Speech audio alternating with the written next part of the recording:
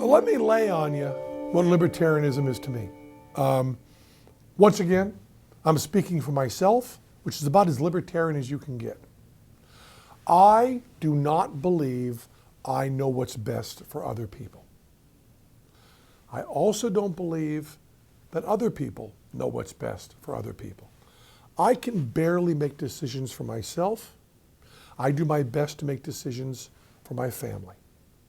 Should my 10-year-old son take music lessons? That's a hard question for our family. Do you want to push him into it or wait until he really wants it? Those are hard decisions. I have trouble making those for my family. So making the decision of what someone else's job and health care should be like, who's in another part of the country who I've never met, is not something I'm qualified or desirous to do. That's libertarianism. Libertarianism is taking a right on money and your first left on sex and looking for utopia straight ahead. To me, the way I was brought up, Western Massachusetts, kind of a New England philosophy, we believed in responsibility and keeping your nose out of other people's business. We believed in live and let live, I think to a fault. My mom and dad were older parents too. My mom was 45 when I was born. So I was raised by another generation. You see, my mom would be whatever, 120 now or 115 now. Whole other generation. My mom was born, now you're going to see that my math is wrong. My mom was born in 1909. She's dead now. So it's a whole different generation. And my mom's feeling about absolutely everything was who cares. Her whole feeling on the gay rights movement was who cares who they want to get together with? Doesn't matter to me. Her whole feeling on drugs. I have never had a sip of alcohol or any recreational drug in my life. That was true for my mother, true for my father, true for my sister. I don't know how many generations it goes back, but never. And yet, my mom always thought that, sure, any drug should be legal. If you're living in a free country, do whatever you want. Take responsibility for it. When you tell people about libertarianism, you just tell them, we think you should take as little from other people by force as possible, and you should be able to do whatever you think is right.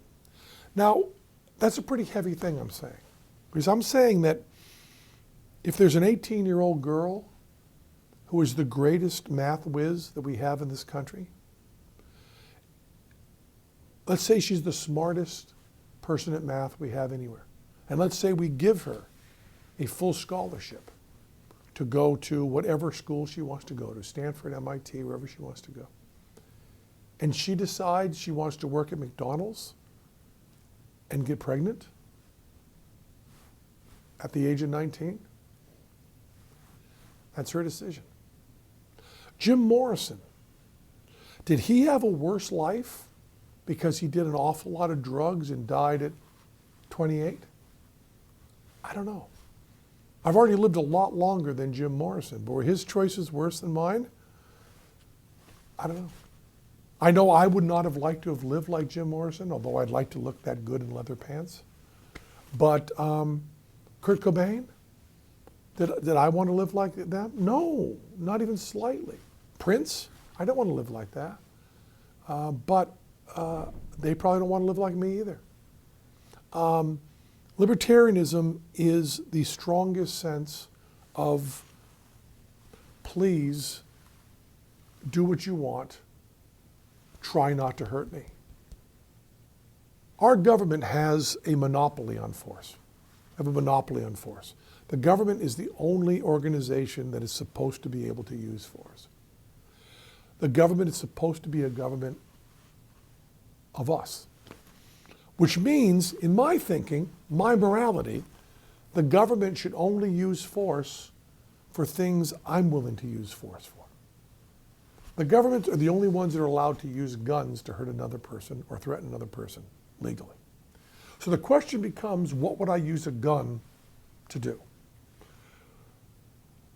Now, I'm a coward, and I have no skills with guns or with violence. I've never hit a person in anger in my life. I've been hit, I never hit back. So this is hypothetical. But if I were not a coward, would I use a gun to stop someone from being killed? Yes. Would I use a gun to stop someone from being raped? Yes. Would I use a gun to build a library? Would I take money from someone to build a library? Well, I'd certainly give my money. I'd certainly work. I'd certainly beg you for money to build a library. Libraries really matter to me. I was born in '55. I'm from a small town. Without a library, I would have known nothing. I had to ride my bike to the library to learn about Lenny Bruce, Franz Kafka. I got Stravinsky records in the library. It meant everything to me. Libraries matter, but that's the libertarian question. Now, taking care of people. Would you use a gun to take care of others? That's a hard one. Because taxation is using violence. Now, people try to say taxation is voluntary. It's not. If you don't pay your taxes, eventually, somewhere down the line, someone with a gun will show up. They just will. At some point, if you don't do that. What do we do with our taxes? Would we use a gun to defend our country? Yeah, I guess we got it, right? But we use a gun for everything we use for taxes. So when I see the government doing something, I ask myself, would I use a gun to do that? Now, all of that being said, that is the high level, the theoretical part of libertarianism to me. In a nuts and bolt level, it becomes much, much simpler. And this is one of the cases where the reality is simpler than the theory. When someone is worried about libertarianism, they worry about what happens to public schools, what happens to welfare, what happens to roads. Those are the first three questions they ask. And those are the hardest questions. I will give you public schools. I will give you welfare. I will give you infrastructure. I will not give you the government using a gun to take money from poor people and giving it to rich people. The biggest issue in libertarianism is stopping corporate welfare. What we give in welfare to the poor, what we give in government money to the roads, what we give in government money to the schools is nothing compared to the money we give to rich people. The best way to stop crony capitalism, the best way to stop graft, the best way to stop all sorts of bad stuff in government is to make government small enough. The way you stop corruption is make it small enough that corruption doesn't pay. Give the government little enough that there's not a lot to steal from them. The government is buoying up the rich corporations. The rich corporations love the government. They game the system in a way an individual never can. Any big corporation has a team of the best lawyers that figure out how they can not pay taxes. No middle-class person has that. They have regulations set to keep other people out of the business, right? Even the manicure shops, they want to license and register everything so that other people can't get in. It's limiting. If you had a true free market, you would not have the big mega corporations. Libertarianism is not about rich white people getting a lot of money for corporations and leaving everybody else to whistle. Libertarianism is, let's not use the government to take money from poor people and middle-class people and give it to rich people, because really, that's all that's ever happened. That's all that's ever happened. In our present climate, we have somebody running for president who we know for a fact lied a lot less than other people. We know for a fact she lied. And we know for a fact that she is an insider and that knows the way to play all the games. We also know that she knows what's better for other people, and we know that she says and claims and brags that she will do a lot of killing of people overseas. We also know that she is essentially, even after I've called her a liar, she's essentially a good, honest person. She essentially has a good heart. She also has a 65% disapproval rating or higher. That's Hillary Clinton. There were two things that I always believed about modern politics. One was that everyone who would ever run for a major office was smarter than me. And the second thing was there was no one worse than Hillary Clinton. Both of those things have been disproven by Donald Trump.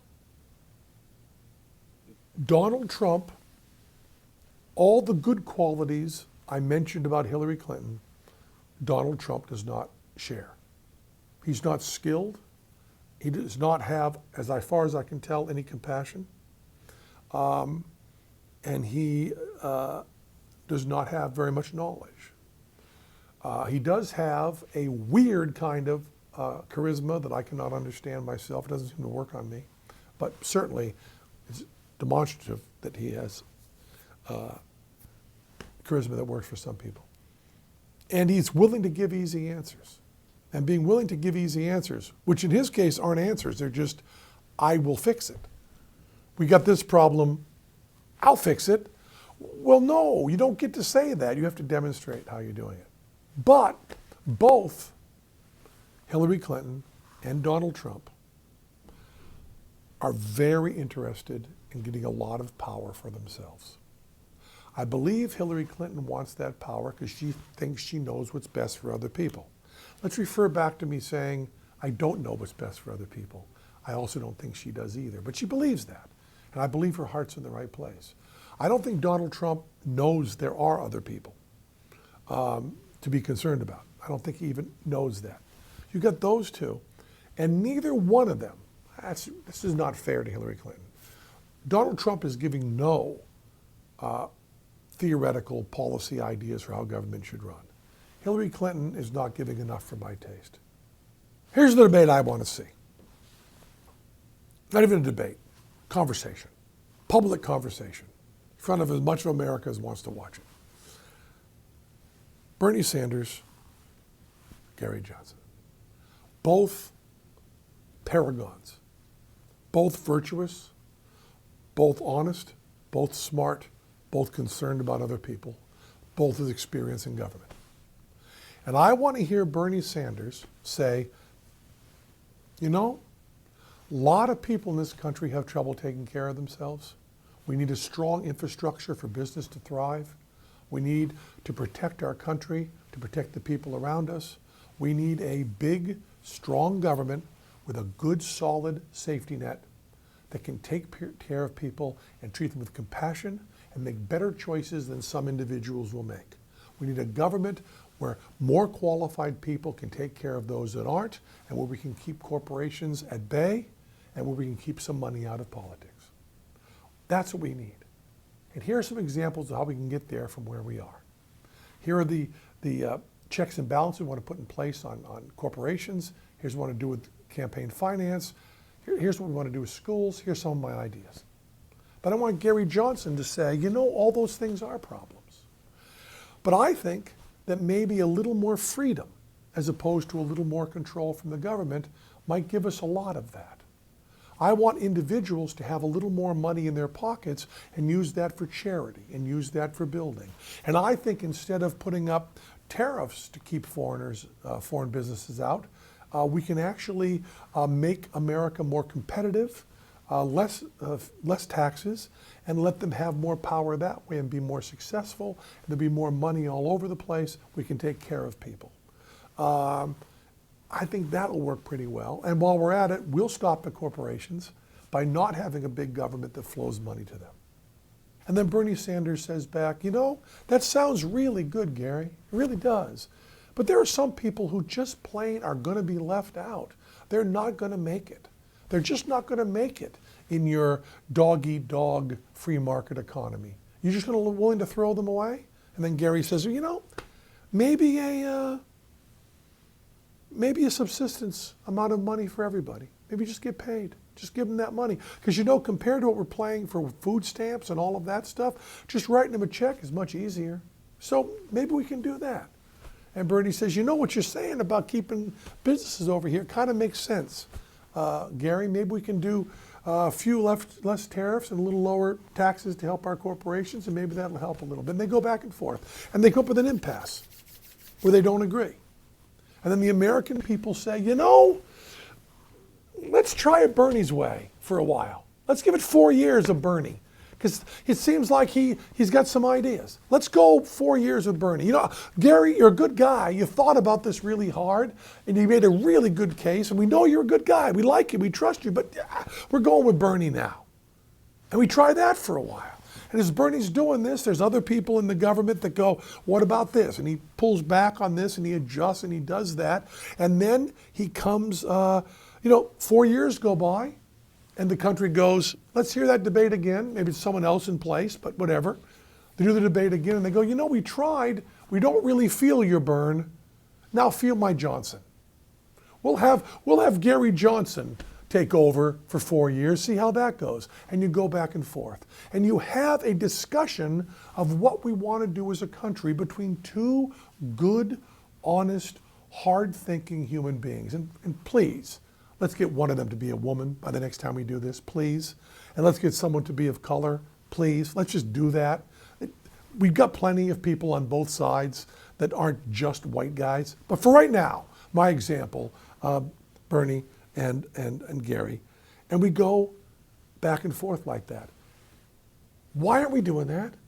Why do we to have two people that all they agree on is that they should have power? Two psychotic, power-hungry, hated, unpleasant people clawing and scratching to take power over other people's lives.